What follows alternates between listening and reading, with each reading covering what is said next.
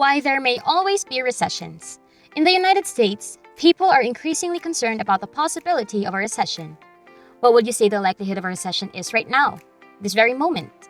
Let's say towards the end of the year. And I'd say the odds are about even. It's not far off at all. The World Bank revised its prediction for global economic expansion in June 2022, lowering it to 2.9% and expressing concern that many nations may enter a recession. I believe that a lot of people are worried about how it is going to turn out, how long it's going to be, and how severe it is going to be. And it causes distress for a large number of individuals. In my opinion, the victims of the recession seem to be experiencing a disproportionately high level of suffering. However, none of us can say with absolute certainty that neither ourselves nor our family would be included among those who are victims. In addition, recessions often affect the values of other assets, such as your home or vehicle. And last but not least, it's the most crucial one, the high rise in the unemployment rate, where people are genuinely afraid that they may lose their job and, as a result, their income. I believe that economic downturns are unavoidable. I believe that the business cycle is real. But many think there could be some silver lining here.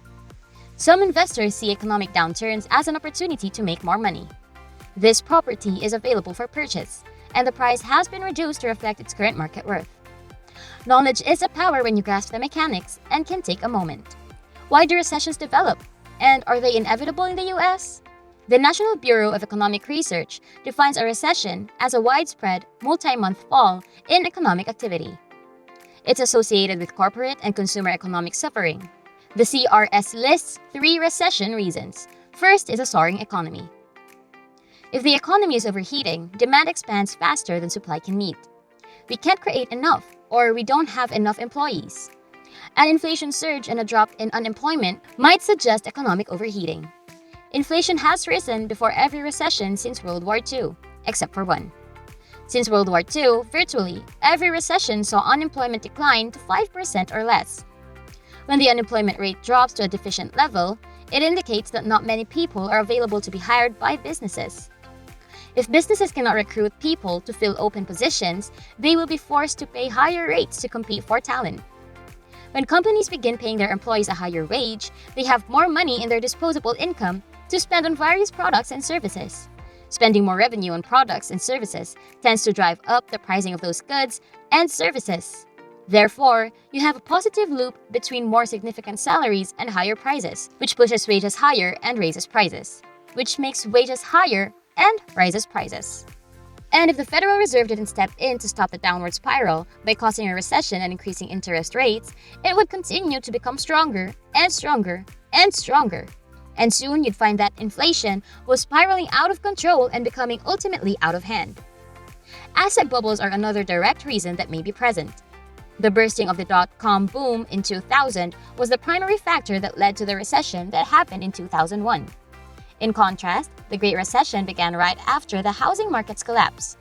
Prices of assets such as stocks and houses see significant and sustained increases over the underlying fundamentals, followed by rapid and dramatic decreases in value. This hurts the economy, especially if individuals borrow to acquire assets. People discover they aren't as affluent as they imagined. When you realize you're not wealthy, you cut down on spending. Spending cuts reduced demand, hamper the economy, and may trigger a recession. Unpredictable incidents may also create recessions. Black swans is the term used by economists to refer to a phenomenon like this. Those are the things that we are unable to control due to terrible circumstances. The unfolding of global events is beyond your control. You cannot regulate COVID-19. However, when they do occur, they are often sudden and violent, having an instant effect on the situation. And because of that, COVID and many other economists, including ones we've seen with time, went into a very rapid recession. Beginning as far back as 1857, the United States has been hit by at least 30 economic downturns. They may have evolved into an unavoidable component of the economic cycle, which moves back and forth between phases of growth and recession. The lessons of history tells us that economic downturns are inevitable. I believe that economic downturns are a natural and expected component of our business cycle. Do I think that a society based on capitalism inevitably leads to the existence of such things? Partly. Recessions are caused by many occurrences and external variables, such as supply shocks, demand shocks, and geopolitical concerns. The tendency to overreact to new experiences is ingrained in the human psyche. And when people allow themselves to get too enthusiastic about the state of affairs, asset bubbles form, eventually leading to recessions. People will keep growing their companies and enterprises as long as the economy remains healthy, because it is in their nature to do so, and also part of human nature. If you keep doing that, you'll overheat, causing a recession. Some steps may reduce the likelihood of recessions. The Federal Reserve manages recessions as the nation's monetary authority. The Fed can avoid a recession with sound economic policy. It's tough. The Fed may avert a recession in two ways. One is to direct the economy so there isn't too much inflation. The second is to watch the financial system so we don't repeat the 2007 to 2009 crisis driven by too much lending, mortgages, and Wall Street carelessness. The Fed has tried a gentle landing to avert recessions. Interest rate rises are intended to reduce inflation without causing a recession. The last successful soft landing was in 1994. They're raising rates to curb demand, so it's hard to balance our economy. Is there enough brake pressures to limit inflation without crashing the economy? It's hard to enter inside that tight zone. It's like landing an aircraft on a large, open field versus a tight patch of ground with rocks and water on each side. Some analysts say measures have limits in preventing a recession. Policy lags. I also believe we live in an increasingly global economy with complicated cross-currents. The Fed can't handle these dynamics. Policymakers have acquired more instruments to battle recessions, but they can't avoid them. Investors watch for early recession signals. The yield curve is a popular instrument. It inverted. When the yield curve inverts, people anticipate short-term interest rates to be higher than long-term. After controlling inflation, the Fed lowers interest rates.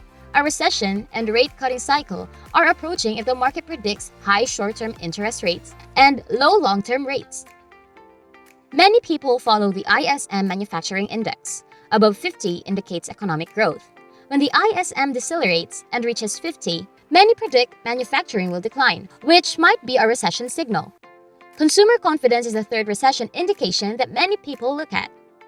If consumer confidence turns negative, consumers will pull back, put away their credit cards, and not spend. And the economy might shrink. Diverse portfolios are typically better. Include growth, value, and defensive companies in your portfolio. Healthcare, utilities, these corporations might get through this process better than hyper-growth enterprises that use the credit market more than a company with plenty of free cash flow and robust balance sheets. I believe there might be some value in recessions, not too deep or too lengthy, but when we're overheated, assets are out of whack, and we need to restore them to fair value. It provides stock-picking chances. Acquiring stocks in a bull market is challenging. But recessions and bear markets give opportunities to replenish your portfolio at bargain prices. Recessions' economic benefits are hotly debated. Recessions are good because they clean away excesses. Recessions reduce extreme bubbles that may have formed. That strikes me as completely absurd. The idea is that the system has to be cleaned somehow, that the recession is a purifying event. It's the same as suggesting that everyone should suffer a heart attack once in a while because it would motivate them to eat healthier and exercise more often. It's simply not true. You probably already know this, but recessions result in job losses, which is an unpleasant event. People's lives have been profoundly upended as a result of their unemployment. It creates tremendous suffering for individuals, their homes, and their communities. It is an awful situation. Americans should brace themselves for whatever may lie ahead by first grasping how recessions function. If you're familiar with the characteristics of a recession, you will be better prepared to take advantage of prospective opportunities and guard your wealth if economic downturns occur. When you're aware that something may happen, it might help you think through options, such as whether you want to purchase a home or rent one. Do you want to start a new work, or do you want to wait since there is a chance that the competition for jobs may be less intense? If you have a working grasp of the business cycle, you will find that you can handle all of these aspects of your financial life much more effectively. I hope you liked and learned something from today's video. If you want to keep improving and being inspired, subscribe and press the bell button to be alerted whenever we upload a video. This has been Market Profits Institute.